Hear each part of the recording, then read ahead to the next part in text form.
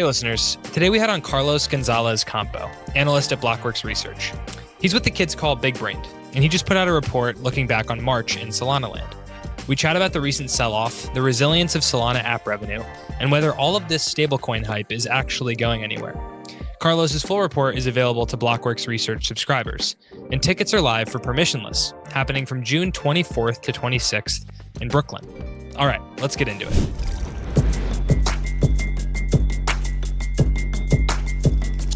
Hello and welcome back to another episode of Lightspeed. I'm your host, Jack Kubanek, joined today by my new bestie, Carlos Gonzalez Campo.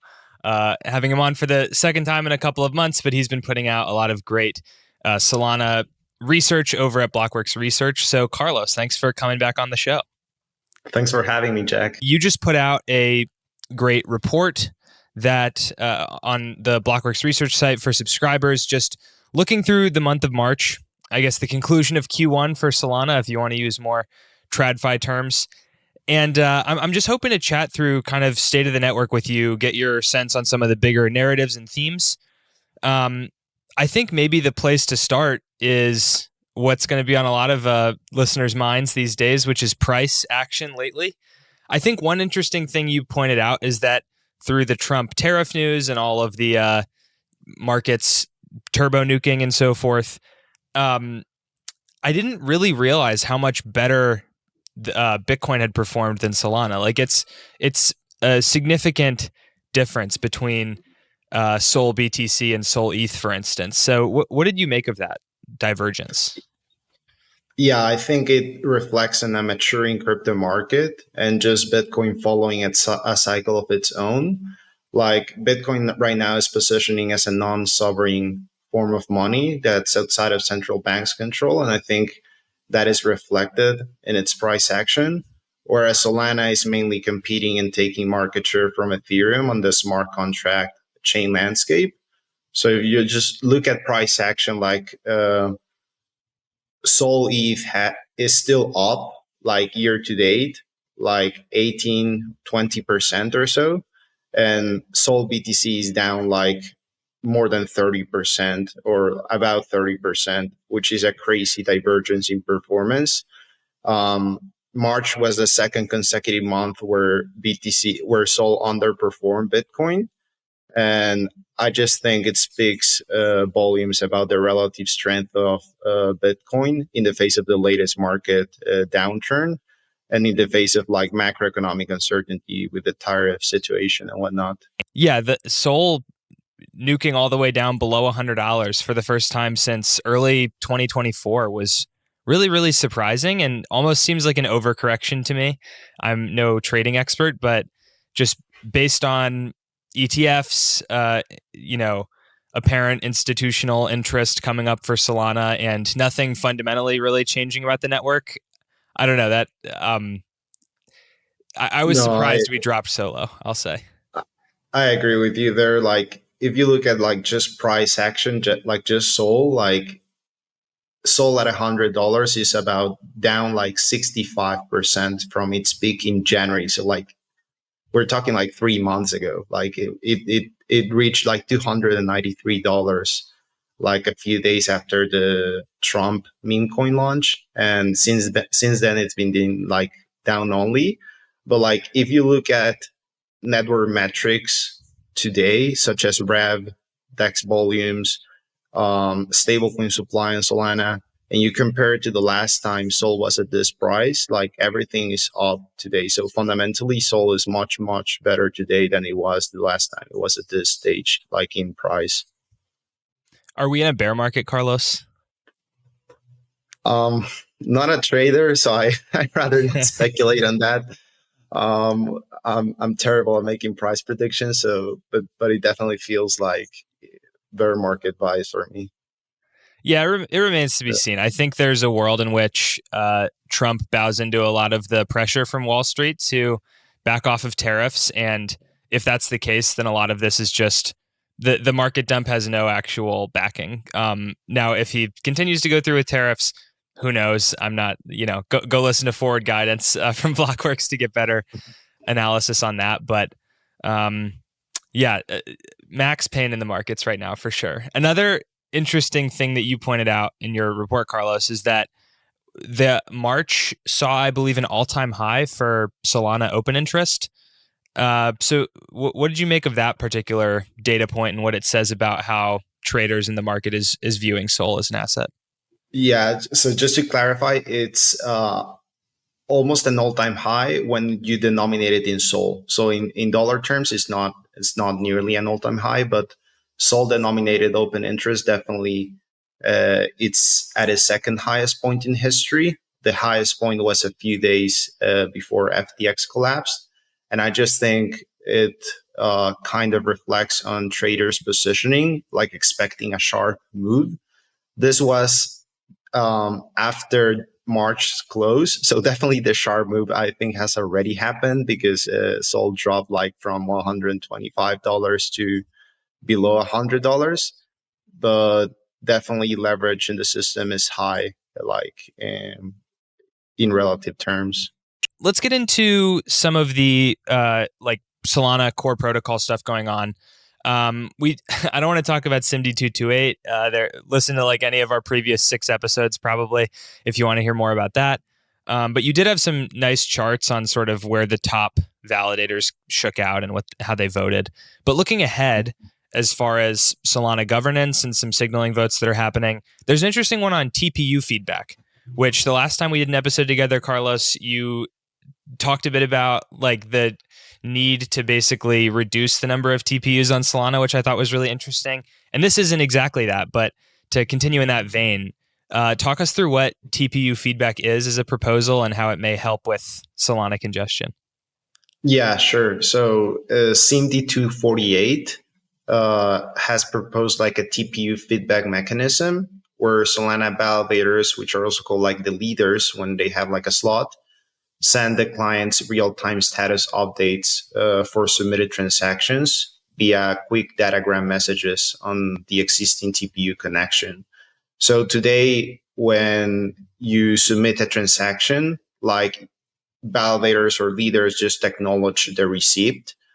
But what they want to do now is they want to basically inform the client of the transaction outcome with more information. So, for example, if the transaction included a fee that was too low, it would include like fee too low so that the client knows that the priority fee wasn't enough for the transaction to be included. And this can improve like the quality of service in the network and enable Solana applications to adjust parameters more granularly and more specifically to like enable like inclusion of transactions more easily than today, where you submit a transaction and it wasn't submitted, but you just don't know why, right? So you have to like kind of just spam the network and just do the trial and error until you like basically get your transaction in the network, and that's not great from like a network congestion perspective. Yeah, it's really interesting, and I wonder how teams set their estimates for what priority fee you should include and so forth to get transactions. Like, do you have a sense of how things currently work on Solana? Because I'm surprised this type of thing didn't already exist. I guess that like people are kind of shooting blind as far as guessing what the median fee needs to be at a certain moment. Yeah, I'm guessing they run like a historical like like an average. But I'm not sure, to be honest. We need Dan Smith for this conversation. Yeah. It's I think the way that like 2025 for Anza, which is the developer shop behind Solana, has been characterized as just a bunch of little improvements that are hopefully gonna be easy buckets to make the network much more performant. This seems like one of those. Like, I'm surprised this type of thing doesn't already exist, and it sounds like it could help a lot with congestion and essentially the need that teams have right now to like spam the network at points if they want to get transactions included. Yeah, absolutely. It's just one of those things you don't really notice, but like as a Solana developer, I think you will really appreciate it, especially as a team, like to get more like reliable transaction for your users. Solana's been hot lately, but you can truly never fade Bitcoin. Are you a Solana user who wants to get exposure to Bitcoin? Mint zenBTC to get that Bitcoin exposure with yield and some rewards to boot. zenBTC is the first application launched on ZenRock, a permissionless decentralized custody network backed by One Roundtable partners, 10T, Maven 11, and Spartan. Live on Jupiter, ROC is the native token for transactions within the ZenRock ecosystem and secures ZenRock's decentralized custody network. zenBTC is secured by ZenRock Decentralized Custody, and it ensures that Bitcoin holders can securely and seamlessly earn yield on their favorite chain, like Solana. Visit zenBTC.io to learn about earning yield with Bitcoin on Solana. One thing you mentioned as well, bearish month for Solana price-wise, also REV-wise. Yeah. A significant decrease from February to March. But there's an interesting point here that you bring up, which is that if you look at the ratio of app revenue to REV revenue, it's at near an all-time high, if not an all-time high, I believe. So talk us through that trend, what would lead to that, and what it says about where value is flowing right now. Absolutely. So like if you look a year ago, like one ratio that I love is just having like app revenue and divided that by the network rev. And if that ratio is above $1 or one, what it tells you is that applications are basically earning more on average than the Solana network itself. So in March, the ratio of app revenue divided by SOL rev was 1.84, which can be interpreted as Solana apps generating $1.84 per revenue per $1 of Solana rev. So what it tells me is that like if you think about Solana as an ecosystem or as like a digital country, like the true measure of success is like how successful are the businesses within the ecosystem. And by the businesses, I mean the applications that are in the Solana network, right? And this trend speaks volumes about like the product market fit of Solana applications and being able to be economically sustainable. And the network is not extractive in the sense that it is removing from the application's profitability, but it's actually enabling them to create like prosperous businesses. So one way to look at network rev in some like metaphor, if you will, is like looking as a tax rate. Because that's essentially what it is, right? It's just like a tax rate on like user transactions. And the fact that you see application revenue growing faster than network rev for me is very bullish for Solana apps and for the adoption of the network as a whole. Do you know off the top of your head the app to REV ratio for Ethereum? I do not know it at the top of my head, but I could look for it. I mean, I'd have to think that it would be less. It would be lower than 1.84, right? Because yes, exactly. I think it's definitely lower than than Solana's, and the reason is that in Ethereum, every time you see a spike in activity, you just like see crazy fees from the base chain, and that's really bad because first of all, you cannot transact reliably on the network, but then like as a business, as an application, you really have a bad user experience, and you have to like let's say from the point of view of the business, the tax rate is really high, right? I've seen this concept brought up before, especially in regards to Pump Fund, which passed Solana in revenue quite frequently, like on a 24-hour basis, especially when it was first taking off. That was a popular chart to tweet, was like the DeFi Llama rankings and showing Pump Fund ahead. And that was supposed to show that apps, and specifically this breakout app on Solana, was maturing, and there was a real way to build a business on Solana now by itself. But is there like a negative side to this, where if the REV on Solana is such a draw, and it shows that you can generate like real cash flows with these cheap fees that the network costs. Is it concerning if more value is flowing to apps rather than the L1? Like, does that, I don't know, reduce the incentive for people to get involved, stake buy the asset, things like that? No, I don't think so. I mean, if you look at network rev, like Solana definitely saw a big drop in rev in March. Like it was like $71 million. It's down like 87% from its peak in January when we had the Trump launch and we have this crazy trading activity. I think it's important to understand where rev comes from. The majority of real economic value comes from trading focused applications. And the reason for that is when you have trading of assets, especially like meme coins, where they are very like fast moving markets, you have a lot of contentious transactions. What that means is that users are effectively competing with each other to get better price execution, and thus they are willing to pay like more transaction fees, or arbitrage bots are willing to like do like MEV stuff to get better execution, and that drives rev up, right? For me, what March tells me is that it was a very quiet month in terms of like trading activity. You didn't have as much like mania from like this meme coin side of things. And that's one of the parts that has been moving the Solana ecosystem for the past year, whether we like it or not. Solana is definitely more than just a meme coin chain, but the truth is that has been a huge part of its success for the past year or so. And I think like a lot of people's criticism of Palm Fund is unfounded.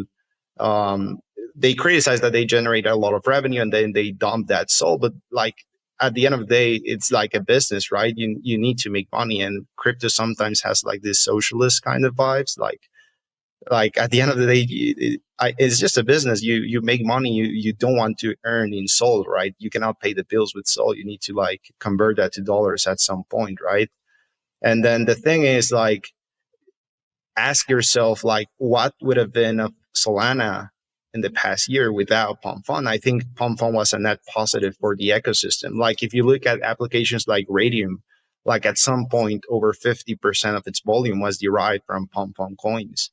Like you criticize it a lot, but if you didn't have Palm Fund, like a lot of the DEX volumes that you saw in the past year wouldn't have happened like the way it did. So I think like people really need to like understand that businesses just cannot rely on SOL today, and they need to like, I don't know, like yeah, it's sad that they need to sell their proceeds to like pay for the bills and stuff like that. And I think another part of your question was, are you concerned like about REV dropping and thus like people not being incentivized to like secure the network? I don't think so. Like REV is just one component of what validators on Solana make. There is also like network inflation or SOL rewards that are like that coming from issuance. So that doesn't change like regardless of market conditions. And then for REV, like validators definitely keep most of the transaction fees today, so most of the priority fees.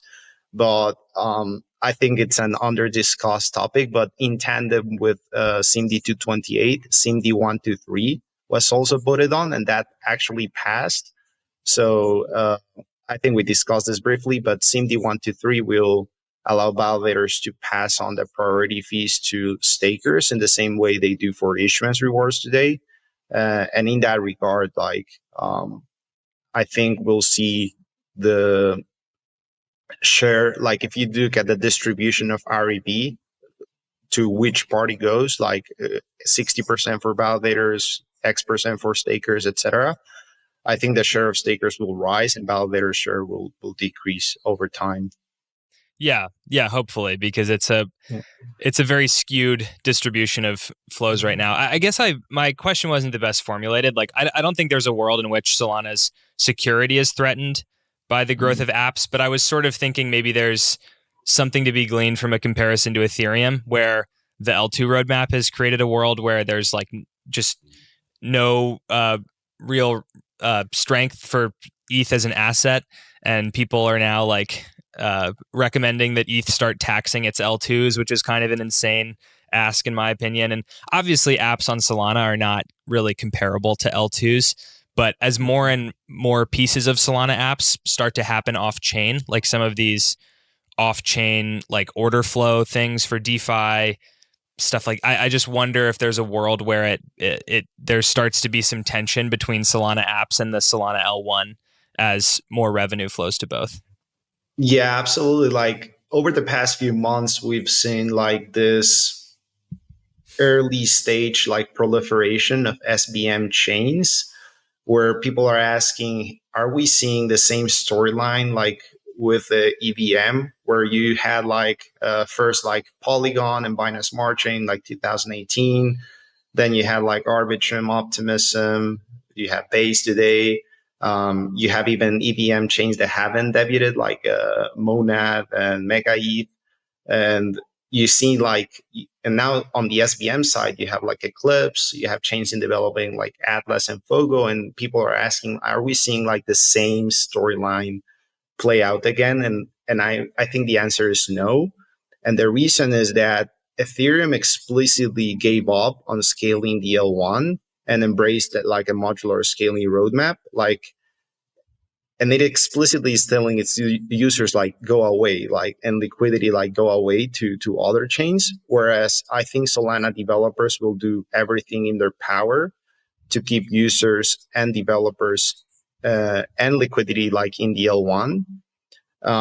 So you have things like you mentioned like off-chain kind of components. I think one example is toxic order flow is one of the biggest issues in Solana today.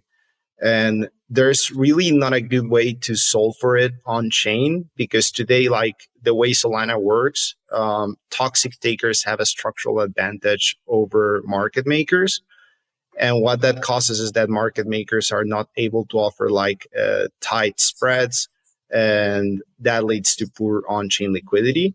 So you have applications like Camino, for instance, that have released like a swap product in partnership with BIV, where you have like an off-chain auction where basically bidders compete to get the best price execution for the user, and you often end up with the price you stated, and then you even get like a tip in return. And you've seen like a convergence of design between various Solana applications. For instance, Drift also announced like their Swift protocol, which is also kind of similar, like running an off-chain auction to get the best price execution for users. And so I think this speaks volumes to like Solana applications trying to solve for the most pressing issues today on the network and trying to keep users and liquidity on the L1. If you look at the SBM like L2s or SBM alternative chains, none of the Solana like leading applications are actually launching on these chains. Like, sure, you have like Orca and Affinity on Eclipse, for instance, but like the top protocols by volume, like Radium, like the Best Money Market, Camino, like the Perpetual Exchange, Jupiter, like whatever, they haven't launched another SBM chains. And I think that speaks to them trying to focus on the L1 and keeping users and liquidity there. Yeah, I think there was some interesting like Twitter dialogue the other day, because someone tweeted like, there's no reason Pump Fund shouldn't launch an L2 or something like that. Like Pump Fund should become its own app chain. And I think if Pump Fund were to actually do that, which based on my understanding, that would be surprising. But I mean, maybe there's a world in which they do. Obviously, they launched their own AMM. So in hopes of basically increasing the revenue that they were generating from their stack. So maybe they want to also have their own kind of base layer. I would be surprised, but I think if Pump Fund moved off of Solana, REV and everything else would take a pretty large hit. Or if it, I guess, moved to this SVM chain. I don't think it would be in the best interest of Pump Fund. Exactly. I think Pump Fund has benefited tremendously from Solana's distribution, UX, liquidity from the ecosystem. Like if you just move off the Solana L1, you lose all of those advantages. you lose liquidity, you lose like the distribution advantage, you lose composability with other applications. I think it's solved. Like I haven't heard like Pump Fund launching their own L2. I don't know who's talking about that, but I would put it like a sub 5% chance it happens, to be honest. Solana's been hot lately, but you can truly never fade Bitcoin. Are you a Solana user who wants to get exposure to Bitcoin? Mint zenBTC to get that Bitcoin exposure with yield and some rewards to boot. zenBTC is the first application launched on ZenRock, a permissionless decentralized custody network backed by One Roundtable partners, 10T, Maven 11, and Spartan. Live on Jupiter, ROC is the native token for transactions within the ZenRock ecosystem and secures ZenRock's decentralized custody network. zenBTC is secured by ZenRock Decentralized Custody, and it ensures that Bitcoin holders can securely and seamlessly earn yield on their favorite chain, like Solana. Visit zenBTC.io to learn about earning yield with Bitcoin on Solana. I want to get a bit into, you mentioned like toxic order flow being a problem. And something interesting that I've been noticing over the past few weeks, month, is the rise of these new market makers that like have very little online footprint. It's hard to tell who's actually behind them, but they do tons of volume, which is SolFi, I think, is the biggest one. There's also ZeroFi and Orbic. Like, I think this is just some interesting alpha to get into because it gets talked about behind the scenes, but these teams intentionally, like, I don't think do a lot of publicity. So what do you know about these, and kind of maybe start by explaining what they are and just what you've been able to glean about why they're doing so much volume? Yeah, like we recently added this, just shilling our Solana DEX dashboard. We recently added these protocols to our dashboard, and they've been doing like, I don't know, like billions of dollars in volume on a weekly basis. I think their programs are closed source, so you cannot really tell what's happening behind like the scenes. But I think in Solana, you definitely benefit from having like off-chain components, just because what I was mentioning of MEV and network jitter worsening the user experience, and toxic takers having a structural advantage over market makers. I haven't dove deep into these protocols like individually, so I wouldn't be able to speak about each of them. But I do think there is value in like trying to address toxic order flow in Solana today. And we've seen like protocols, like as I mentioned, like Camino with MetaSwap product. I think Jupiter has also announced like their JupNet and their RFQ thing, like which also uses off-chain components. There are protocols like DFlow, for instance, which try to address toxic order flow in a different manner by like basically whitelisting who is able to interact with the front end of applications. And there are completely opposite approaches. For instance, Ellipsis Labs, which are the team behind Phoenix Exchange. They are launching Atlas, which is an SBM L2 with opinionated order sequencing of transactions, which also tries to address this problem. So I think it's good that we're seeing like solutions on the Solana L1, but also completely different approaches to like basically drive competition and let the best approach win.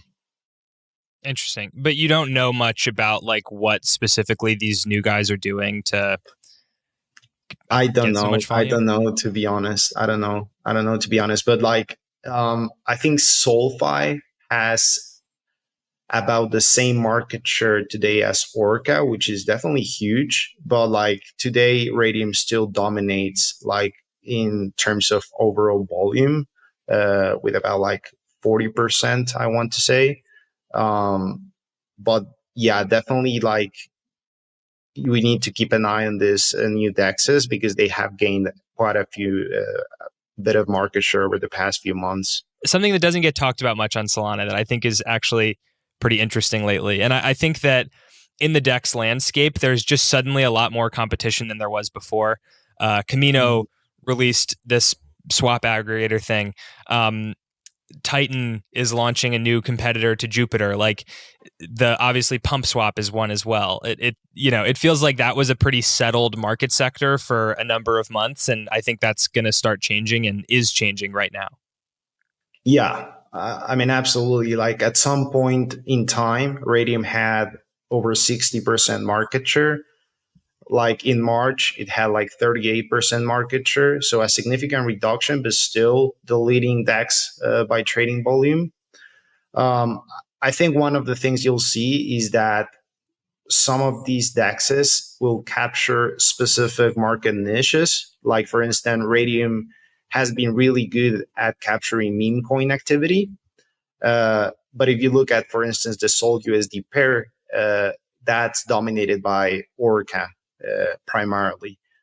But now you're seeing the rise, as you mentioned, of these new DEXs that are kind of opaque, like SolFi, you have ZeroFi, Orbic, and they have gained like pretty significant amount of market share for how young they are.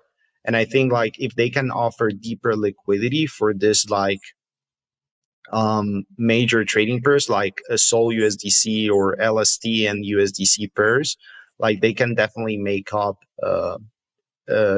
some ground on these leading DEXs. And the same goes for like Camino and Drift and all of these applications like releasing new products. I think one of the advantages that Camino and Drift have relative to these new DEXs is that they sort of own the user already in some way or another. So people are familiar with Camino's front end, but they don't really know how to access like SolFi, ZeroFi, or Orbic. So these protocols are more reliant or like order routing via Jupiter or other aggregators. Last piece I wanted to ask you about, Carlos, is just stablecoins in general. I think another interesting piece that maybe doesn't get talked about so much. Like there's a lot of interest in stablecoins, but I'm pretty surprised by how sticky stablecoins have been on Solana. You saw like billions in growth basically overnight when the Trump meme coin came out and it was paired with USDC. There was a dip after the 3 days of Trump meme coin relevance faded away. But it's basically been entirely recovered at this point. So stablecoins are at or near all-time highs once again, which is surprising to me. It seemed like there was a very specific reason for why all these stablecoins came over to Solana, and for one reason or another, they've stayed. So just looking at those supply numbers, what do you make of that? Yeah, like definitely it has been stickier than anticipated. Like in March, you saw a new all-time high in stablecoin supply for Solana at $12.2 billion. USDC circulating supply increased by about $620 million, and USDT grew by about $350 million, which is pretty significant. You've also seen like new institutional players like enter the network and launch like their own stable coins. So for instance, the Global Dollar Network, which is led by like Anchorage, Bullish Galaxy, Kraken, Robinhood, and other players. I think it's Paxos, issued by Paxos. Yeah. Yeah. Launched USDG in February, and like it has already reached like $100 million in supply. And they've been running like this incentive program on Camino, the same way that PayPal did it with PiUSD. And I think, I mean, I don't want to like jinx it, but I think we all know how PiUSD went after the incentives were over. So hopefully USDG is able to maintain like their supply. But for me, the growth in stablecoin supply and the stickiness just reflects like growing liquidity on the network, but it could also be indicative of like this bear market conditions where people are just fleeing volatile crypto assets in favor of more stable dollars, and like just deploying that on applications in Solana. Another interesting point is that last time I checked, USDC borrows on Camino, which is Solana's main money market, were at all-time highs, which is also indicative of like users like being generally bullish on Sol. Like, to me, that screams that users are leveraging long Sol. Based on the recent price action, I don't know if that was a good idea, but like definitely growing DeFi usage on Solana. Yeah, thoughts and prayers. What do you make of USDG? And I'm glad you brought up the PayPal stablecoin and liquidity incentives, because as you sort of alluded to, there was like a ton of money. I don't have it in front of me, but there was like a lot being spent at peak on these PayPal incentives, and the PYUSD adoption on Solana like really went up over the summer. And as you mentioned, when those incentives went away, this kind of mercenary capital just went and deployed elsewhere where the yields were better. And I don't know if it led to any like or it led to, let's say, limited lasting stablecoin adoption. So like, what do you make of these types of launches? Like, have we learned from the PYUSD thing that it's just not worth the money to be shelling out for incentives, or is this just kind of what you have to do if you want to have a successful new stablecoin in a market that's very dominated by two big incumbents? Yeah, I think like the PyUSD was a big lesson for other teams. I think they were spending something like 350K per week at its peak, which was absolutely insane. And I think, as you mentioned, like mercenary capital just fled that. I think it was honestly expected after the incentives ended. I think the USDG playbook is somewhat different in the sense that if you saw PyUSD incentives on Camino, for instance, you were rewarded just for supplying or depositing PyUSD and just doing nothing. Like, just as a passive lender, you just deposited PyUSD and you earned a lot of incentives. Whereas with USDG, it's a very specific growth campaign that's been running with Jitasol. So you need to have Jitasol as collateral and then borrow USDG to earn the incentives. So now you're not just incentivizing like blind and passive like supplying of capital, but you're actually incentivizing user like on the demand side, which is like on the borrow side. And like that makes sense because now you're benefiting other players in the ecosystem, which can contribute to your growth campaign. So I think Jito is committing some incentives to the proposal because they obviously benefit from Jitasol being used as collateral.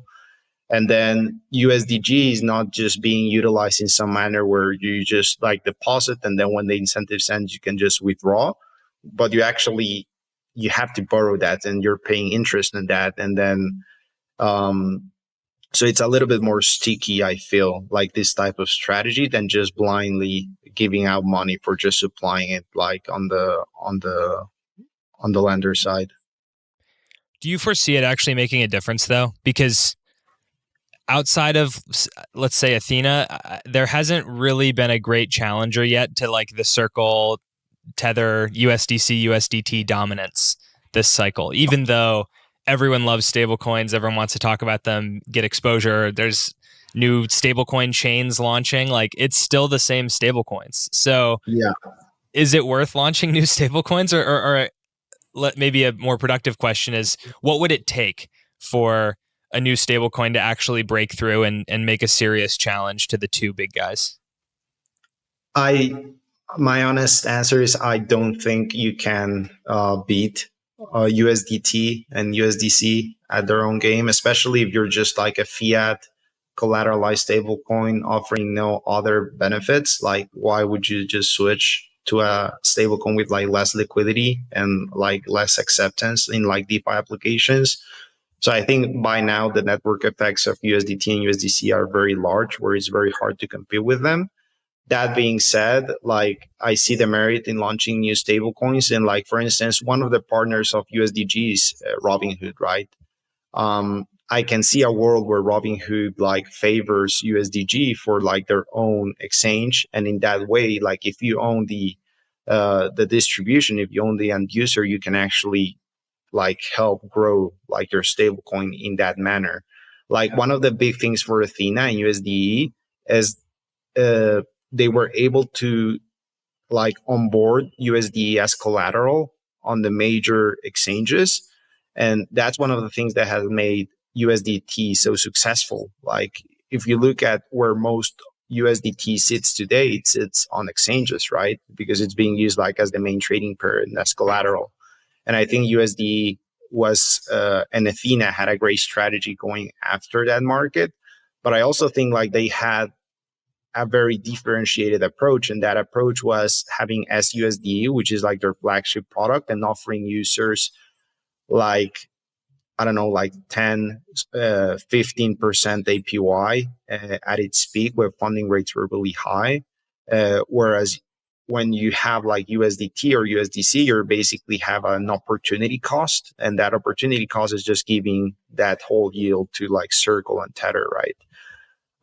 So I think like if there is a contender, it needs to have like a differentiated approach, and probably something like Athena is the answer, as you alluded to. Cool. Well, Carlos, we'll end it there. Thank you so much for coming back on the show. It's been super fun watching you kill it at Blockworks Research, and just appreciate you taking some time to chat a little bit about what you've been seeing on Solana.